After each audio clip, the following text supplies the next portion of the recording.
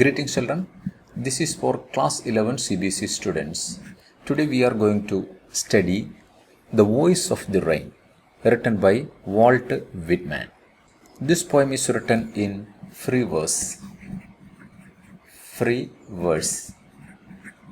which means that without any rhyme scheme or meter of line.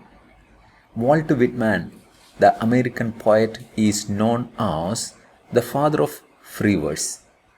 So this voice of the rain, here rain is presented as an extended metaphor for poem or poetry or song or music. The process of rain is compared with the composition of a poem. That is what Walt Whitman tries to convey through this poem. And this poem is written in 1892. In the year 1892. So he takes sources for his poems from nature. That is also implied in these lines. Walt Whitman. Before moving on to the poem, let us learn the process of raining. Look at this picture. Water cycle. Rain formation. The first step of rain formation is evaporation. Evaporation of water that takes place from ocean, lakes and streams. And then condensation, forming as a cloud. And the third stage is precipitation, the pouring down. These are the three stages of rain formation. These three stages are attributed to the composition of a poem. That is what Walt Whitman done in this poem. Look at the ideas are getting in the form of evaporation. He takes materials for his stuff for his poems from nature. So that is the evaporation stage of poem composition. And then it forms in a condensation, a cloudy formation that happens in his mind. And at last, the precipitation. He wrote that poem and circulated with the people. So rain is an extended metaphor for poetry in this. Now let us move back to the poem. Look at the first poem. And who art thou, said I to the soft falling shower. So this poem is presented as a conversation between the poet and the rain. The poet once asks the rain, who are you? Which is strange to tell. Give me an answer as here translated. The poet himself says that for his question he gets an answer from the rain. And that answer is very strange to tell because it is the language of the rain. So he translates that language of rain for us. And he says, I am the poem of earth, said the voice of the rain. The voice of the rain told him that he was the poem of earth. Why does the rain say like this? Because poem that we know is the most sophisticated language of humans. And that sophisticated quality of the expression is attributed to the rain here. So the rain says, I am the poem of the earth. Eternal, I rise, impalpable out of the land and the bottomless sea. Then the rain started narrating its formation. Rise eternally. Eternal means lasting forever and unending. So here the poet says the eternal quality of poem. Eternal I rise. So that everlasting quality of the poem is expressed through this line, eternal I rise. Even though the poet talking about the formation of rain, the inner meaning of that line suggests us that it says about, or it talks about, the writing process of a poem. And art, we know, that is permanent, not like life. Life is not permanent, but art, that is permanent. So he used the phrase eternal. Eternal I rise. Eternal I rise, impalpable out of the land and the bottomless sea. Look at the use of land and sea. The sources of poem that he takes both from land and sea, and that formation happens impalpable. Physically, it is not noticeable. Look at the word impalpable. Impalpable. That cannot be felt physically, or very difficult to understand. And its opposite is palpable. Easy to understand. So here, impalpable, which means that cannot be felt physically. You can't touch it. That is impalpable. Look at that. Impalpable out of the land and the bottomless sea. Upward to heaven, whence vaguely formed. So here the poet says us about the evaporation process. Evaporation of water. Then the evaporation moves upward to sky, to heaven. Whence, where? Whence here means where? Vaguely formed.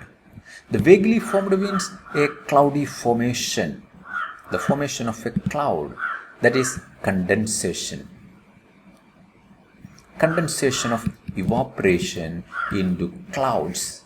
The vague formation of thoughts.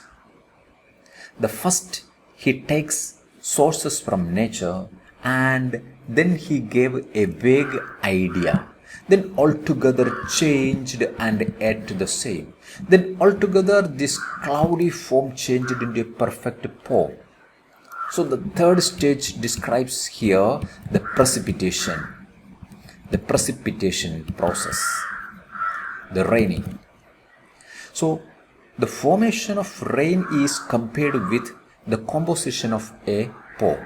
That is what we have to understand from these lines. I descend to lave the droughts, atomized dust layers of the globe.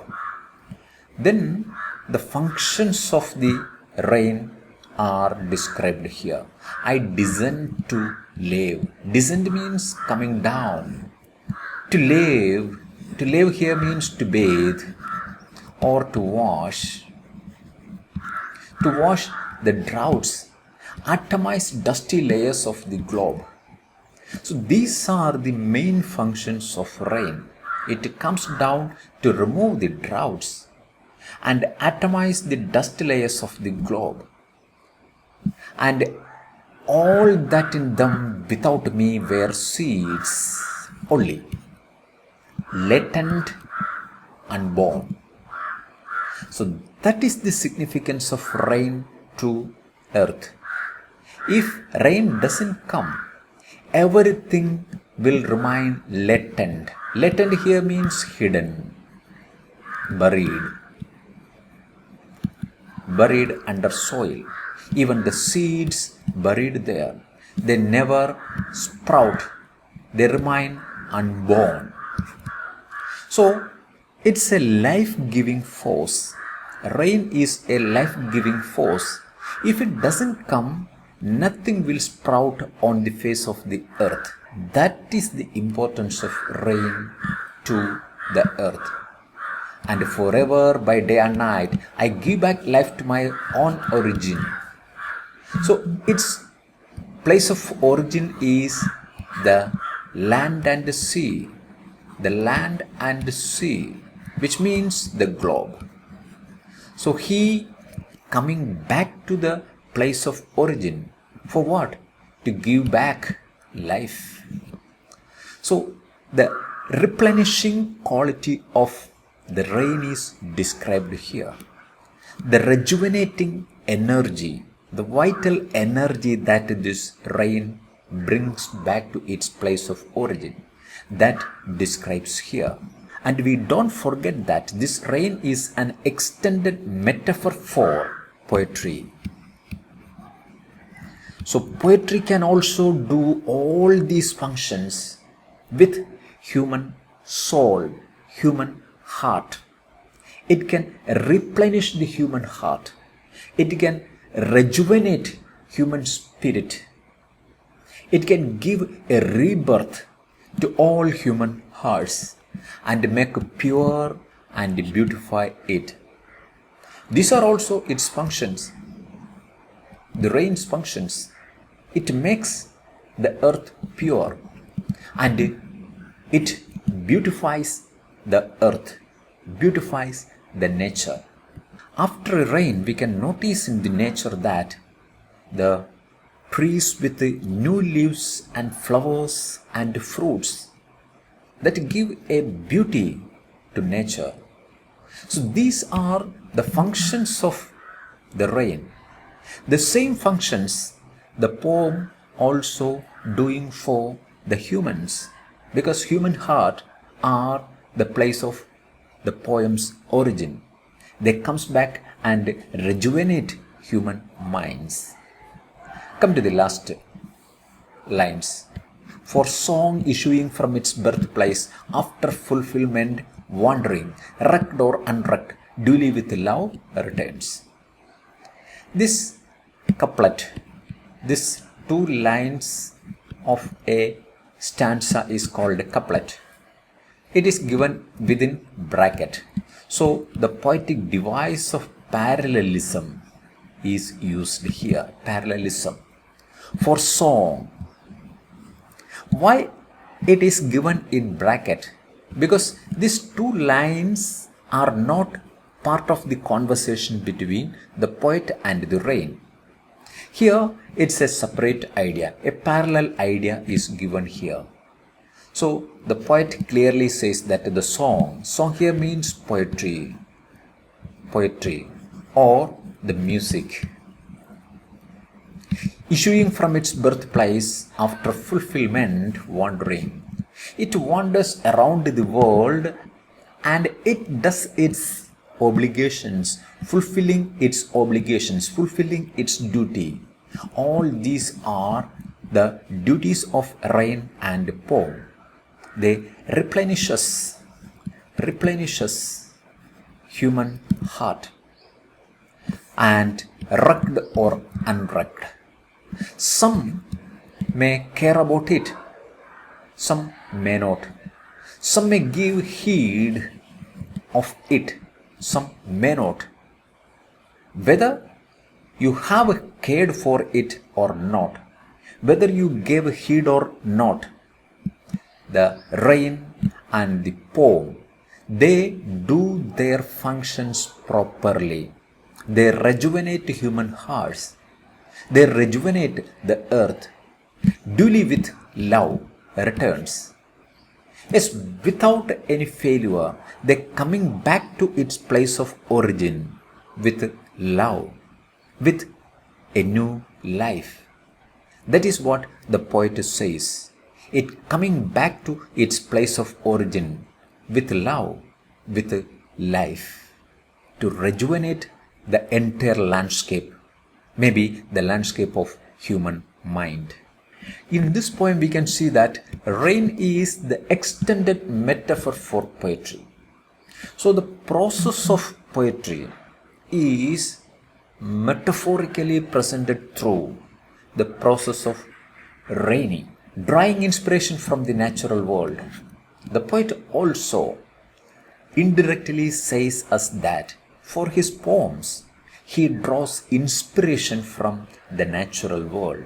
That's why he says that from the land and bottomless seas, the rain getting formed.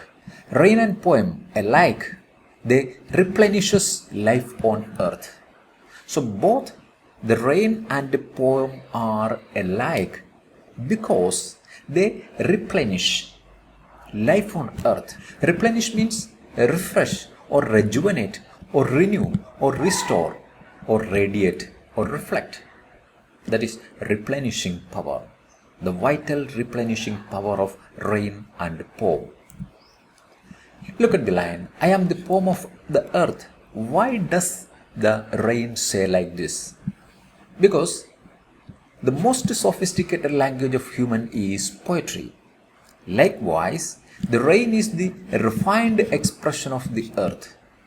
That's why the rain says that I am the poem of the earth. Now look at the rain washes around the droughts and beautifies the atomized layers of the earth. So this is one of the major functions of the rain. It washes around the droughts and beautifies the atomized layers of the earth. It is vital and eternal potency for the earth. So it's a vital and eternal potency for the earth. So this rain is very essential for earth. It is essential for the continuance of life on earth. So for the continuance of life on earth, the presence of rain is very essential. The seeds would remain seeds only if it did not take the role of a visitor.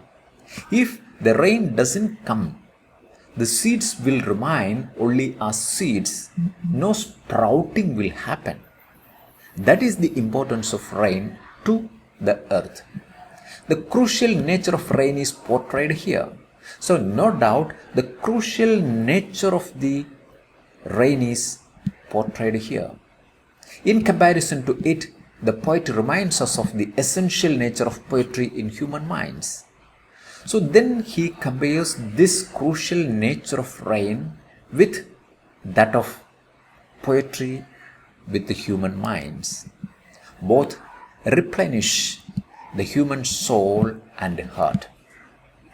As the rain replenishes the earth, the poem replenishes human soul and heart. Rugged or unrugged. Whether you cared for the sound and effect of the rain and song or not, it neither affected the rain nor the poem.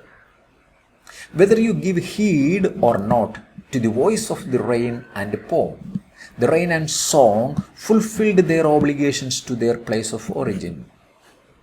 This is the meaning of the phrase rugged or unrugged.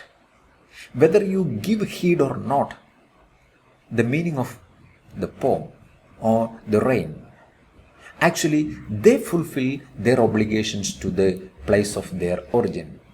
It pours the replenishing spirit of liveliness in human heart and soul, duly filled with love and rejuvenation. So, they very clearly know their duties, their obligations to the place of origin. They replenishing the spirit of liveliness in human heart and soul, and that even duly filled with love and rejuvenation.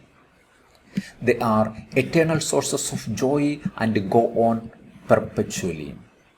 So the poem is an eternal source of joy and go on perpetually without any stop.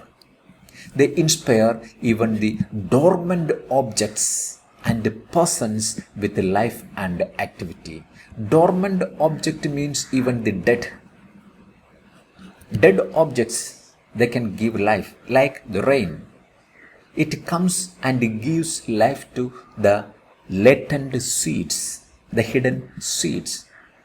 They begin to sprout when the rain comes and wake them up. When the rain comes and wakes them up.